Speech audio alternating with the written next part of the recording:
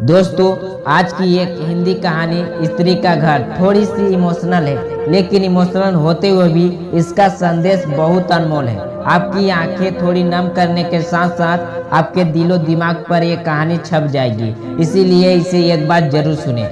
तुम्हें कितनी बार बताया है, मेरे तैयार होने से पहले मेरा नाश्ता तैयार हो जाना चाहिए। शादी के 25 सालों बाद भी मुझे क्यों बार बार एक ही बात बतानी पड़ती है? लता, तुम्हें क्या है?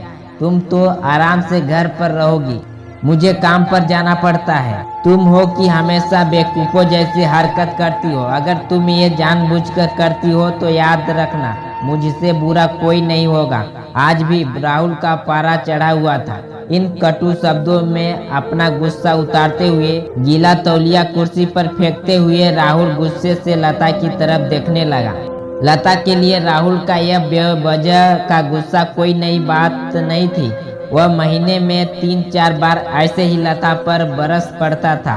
पहले लता उसका विरोध किया करती थी, लेकिन जब कई सालों तक राहुल में कोई बदलाव नहीं दिखा तो लता ने खुद को ही बदल दिया। अब राहुल के कुछ भी कहने से लता को कोई फर्क नहीं पड़ता था। राहुल की हर बात वो चुपचाप सिर नीचे झुकाए सुन लेती थी। शादी के पहले 5 साल तक लता ने पूरी कोशिश की थी कि राहुल को बदला जाए, लेकिन फालतू का गुस्सा करना और बाद में लता को भला बुरा कहना, ये मानो जैसे उसकी आदत बन गई थी। कोई भी वाद विवाद होता तो राहुल सीधा लता को बोल देता, अगर मैं तुम्हें अच्छा नहीं लगता तो क्यों नहीं चली जाती अपने मायके, क्यों रहती हो मेरे साथ? इतना सब कुछ होने के बावजूद लता राहुल के साथ रहती थी, क्योंकि उसे अपनी बेटी की फिक्र थी। और वो जाती भी तो कहाँ, अपने बूढ़े हो चुके माँ बाप को इस उम्र में परेशान करना वो नहीं चाहती थी। समाज और लोग क्या कहेंगे, ये भी तो उसे देखना था। वह इतनी पढ़ी लिखी भी तो नहीं थी कि खुद जाकर कोई नौकरी कर सके और अपना और अपनी बेटी का पालन पोषण कर सके। लता को अब अपनी फिक्र नहीं थी, उसको फिक्र थी तो बस अपनी शादी लायक हो रही बेटी की। लता नहीं चाहती थी कि पति पत्नी के झगड़े की वजह से काव्या डिस्टर्ब हो। काव्या की पढ़ाई पूरी हो चुकी थी, उसके लिए अब शादी के रिश्ते आने लगे थे। कई रिश्तों को काव्या ठुकरा चुकी थी। 2-3 महीने बाद एक अच्छा रिश्ता आया। रिश्तेदारों और पहचान के लोगों ने भी लड़के के बहुत गुणगान किए थे। राहुल एक शाम अपनी बेटी के पास बैठकर उसे बताने लगा, काव्या बहुत अच्छा लड़का है, पढ़ा लिखा है, बड़ा घर है, बहुत अच्छी नौकरी है। ऐसे रिश्ते बार बार नहीं आते। बेटा, इस बार मना मत करना। काव्या अपने पिता से ज्यादा बात नहीं करती थी, शायद डरती थी या शायद नफरत करती थी, लेकिन आज वो अपनी पूरी हिम्मत इकट्ठा कर बोली, मुझे अभी शादी नहीं करना है पापा, मैं नौकरी करना चाहती हूँ, खुद अपने पैरों पर खड़ी होना चाहती हूँ। हाँ, तो उसमें क्या बड़ी बात है? मैंने लड़के से बात की है, वह तुम्हें किसी बात के लिए नहीं रोकेगा। तुम शादी के बाद भी नौकरी कर सकती हो, वह तुम्हें नौकरी के लिए परमिशन दे देगा। राहुल बोला, मेरा नौकरी करना या ना करना उसकी परमिशन पर क्यों डिपेंड रहेगा पापा? काव्या ने पूछा। मैं कह रहा हूँ ना, तुम्हें किसी भी चीज की कमी नहीं होगी। वहाँ ऐसे रिश्ते बार बार नहीं आते, इसे ठुकरा मत, बहुत खुश रहोगी तुम वहाँ।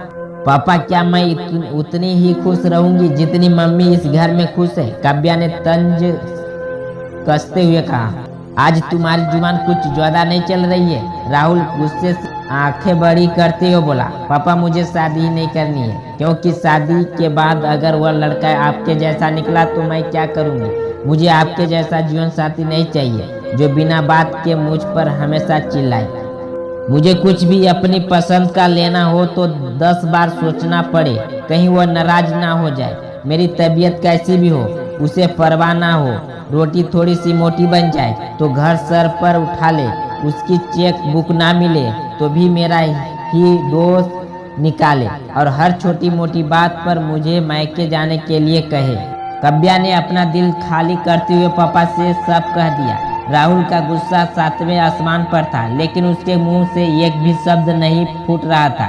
वो काव्या की बातें सुन रहा था। काव्या उतना ही बोलकर चुप नहीं हुई। आज पहली बार वह अपने पापा के सामने इतना कुछ बोल रही थी। पापा, अपने माँ के साथ हमेशा गलत व्यवहार किया है, आप अपने ऑफिस का गुस्सा बिना सोचे समझे माँ पर उतार देते हैं, कभी इस बात की परवाह भी नहीं करते हैं कि उन्हें कैसा लगता होगा। आपकी बातें सुन सुन माँ ने अपना स्वाभिमान खो दिया। राहुल आज पहली बार अपने किए बर्तावों को महसूस कर पा रहा था। वो इतना ही बोल पाया, जो तुम्हारा मन है वो कर, मैं तो इतना बुरा हूँ ना। काव्या ने राहुल का हाथ पकड़ा और बोली, पापा मुझे सिर्फ एक सवाल का जवाब दे दो, क्या आप चाहेंगे कि मेरा पति आपके जैसा हो? अगर आपका जवाब हाँ है तो कर दीजिए मेरा रिश्ता आज ही, और ना है तो मुझे आत्मनिर्भर बनने दीजिए। राहुल कुछ भी ना बोल पाया और वहाँ से चुपचाप बाहर चला गया। आज उसे लता के सामने जाने में शर्म आ रही थी। चलते चलते उसकी आंखों से आंसू बह रहे थे। राहुल ने आज से अपने आप को बदलने का निश्चय किया। अगले दिन से लता ने अपने पति में काफी बदलाव देखा। वह सोचने लगी कि जो हिम्मत काव्या ने दिखाई है, वह हिम्मत अगर मैं पहले ही दिखा देती तो शायद आज परिस्थिति कुछ और होती।